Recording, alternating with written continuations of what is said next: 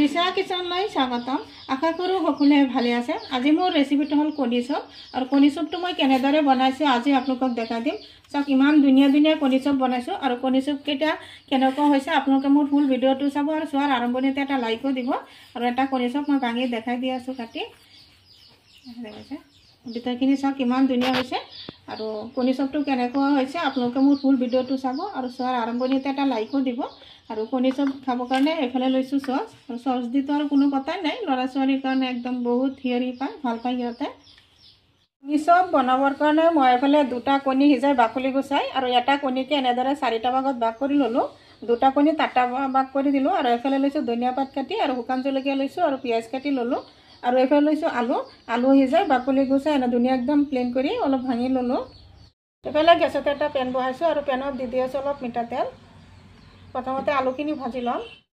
তেলখিনি গৰম হৈ গ'ল, দি দিলোঁ শুকান জলকীয়াখিনি, পিঁয়াজখিনি অলপ ভাজি ল'লোঁ। তাতে দি দিলোঁ অলপখিনি পাঁচফোৰণ, এইখিনি অলপ ভাজি লৈ আছোঁ। আৰু ইয়াতে দি আছোঁ এতিয়া আলুখিনি অলপ তেলত এনেদৰে মিক্স কৰি দি আছোঁ। ওপৰত অলপ মছলাও দি দিম। ইয়াতে দি আছোঁ অলপখিনি জলকীয়া গুড়ি, অলপ হালধি গুড়ি, আৰু অলপ জিৰা গুড়ি। এতিয়া গুটিখিনি একলগত মিক্স কৰি দি আছোঁ। দি দিলোঁ সোৱাদ অনুসৰি নিমখখিনিও ভালদৰে মিক্স কৰি দিম। আলুখিনি আৰু মছলাৰ লগত ভালদৰে অলপ ভাজি ল'লোঁ। এতিয়া ধনিয়া পাতখিনি দি আছোঁ। ধনিয়া পাতখিনিও অলপ মিক্স কৰি দিম। আলুখিনি ধুনীয়াকৈ ভাজি ল'লোঁ, আৰু এতিয়া নমাই দিম। ইফালে আলুখিনি এই প্লেটত নমাই ল'লোঁ, আৰু অলপ ঠাণ্ডা হ'ব দিছোঁ। এইফালে লৈছোঁ ময়দা ল'লোঁ এটা প্লেটত। আপোনালোকে পাৰিলে ব্ৰেড ক্ৰাম্বছো ল'ব পাৰে। যিহেতু আজি মোৰ তাত ব্ৰেড ক্ৰাম্বছো নাই বা বিস্কুটো নাই, মই ভাবি আছোঁ আজি ময়দা দি বনাম। আৰু এইফালে এটা কণীও ভাঙি ল'লোঁ, আৰু কণীত দি দিলোঁ অলপখিনি নিমখ, আৰু কণীটো অলপ ফেটি ল'ম।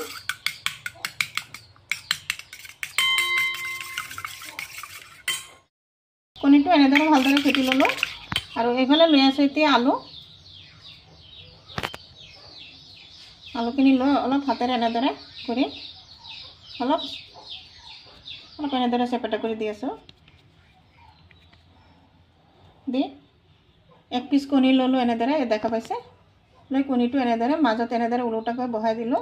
দি অলপ এনেদৰে কণীটো এনেদৰে আলুখিনি দি এনেদৰে ধুনীয়াকৈ ঢাকি দিম। ধুনীয়াকৈ এনেদৰে ঢাকি দি আছোঁ। দেখাইছে, ধুনীয়াকৈ শ্বেপ দি দিলোঁ। দেখাইছে এনেদৰে শ্বেপ দি দিলোঁ ধুনীয়াকৈ। আৰু এইফালে লৈছিলোঁ ময়দা, আৰু ময়দাত ধুনীয়াকৈ এনেদৰে অলপ ঘূৰাই আৰু অলপ চেপি অলপ ময়দা লগাই ল'লোঁ। আৰু এইফালে এতিয়া কণীটোত ডুবাই দিম। কণীটোত অলপ ঘূৰাই লৈ আছোঁ। আকৌ ময়দা দি দিম। এতিয়া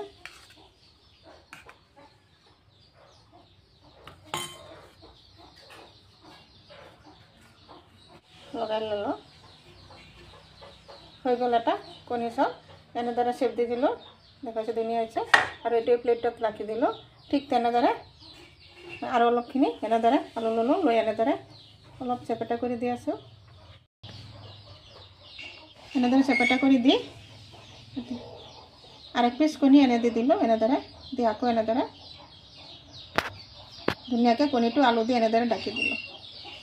ধুনীয়াকৈ এনেদৰে শ্বেপ দি দিলোঁ। এতিয়া আকৌ অলপ ময়দা লগাই লৈ আছোঁ।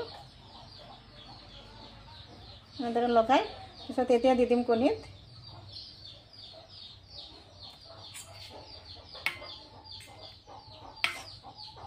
অলপ এনেদৰে ঘূৰাই কণী লগাই ল'লোঁ।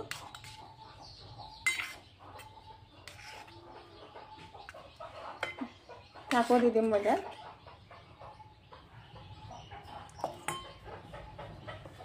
একেই প্ৰচেছত বাকী চবকেইটা বনাই ল'ম। বনাৰ পিছত আকৌ দেখাম আপোনালোকক।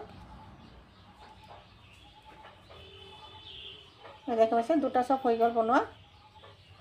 দুটা প্লেটত ৰাখি দিলোঁ। গুটিকেইটা চব এনেদৰে শ্বেপ দি দিলোঁ।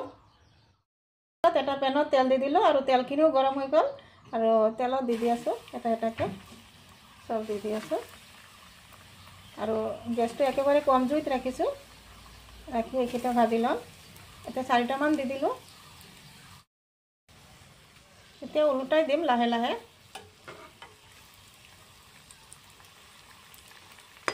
এনেদৰে ওলোটাই দি আছোঁ মজা দিও হয় কণী চব ধুনীয়াকৈ উপৰফালে ধুনীয়াকৈ মচমচীয়া হয়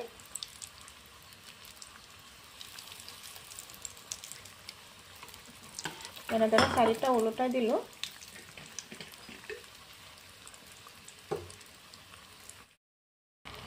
দেখা পাইছে চবকেইটা এনেদৰে মই ঘূৰাই ঘূৰাই ভাজি লৈ আছোঁ আৰু ধুনীয়া কালাৰ এটা হৈ আছে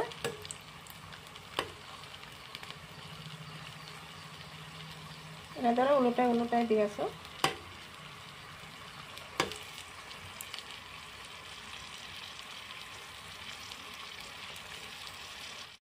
দেখা পাইছে কণী চবকেইটা ধুনীয়াকৈ ভাজি ল'লোঁ আৰু এতিয়া উঠাই লওঁ ধুনীয়া কালাৰ এটা আহিছে প্লেটত নমাই ল'লোঁ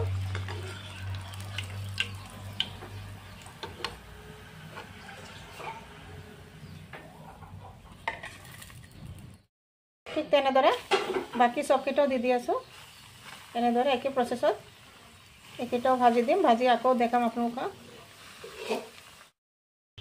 গুটিকেইটা কণী চব বজা হৈ গ'ল দেখা পাইছে কণী চবকেইটা কিমান ধুনীয়া হৈছে আৰু কালাৰটো ধুনীয়া হৈছে যেহেতু মই ময়দা দি বনাইছোঁ তথাপিও বেয়া হোৱা নাই ধুনীয়া হৈছে আৰু এনেদৰে কণী চব বনালেতো সন্ধিয়া সময়ত চাহৰ লগত ভাল এটা নাস্তা হয় আৰু এই দেখা পাইছে বনাই আমি যেহেতু আমালোকৰ ৰমজান মাহ আহি আছে এনেদৰে আমি বনাই ফ্ৰ'জেন কৰিও থ'ব পাৰি দেখা পাইছে নিশ্চয় মোৰ ভিডিঅ'টো ভাল লাগিছে যদি ভাল লাগে লাইক শ্বেয়াৰ কমেণ্ট কৰিব প্লিজ এটা ছাবস্ক্ৰাইব কৰি কাষত থকা বেল আইকনটো প্ৰেছ কৰি দিব আজি মোৰ এইখিনি আকৌ আশা আছে কাইলৈ আৰু এটা নতুন ভিডিঅ' লৈ আহিম থেংক ইউ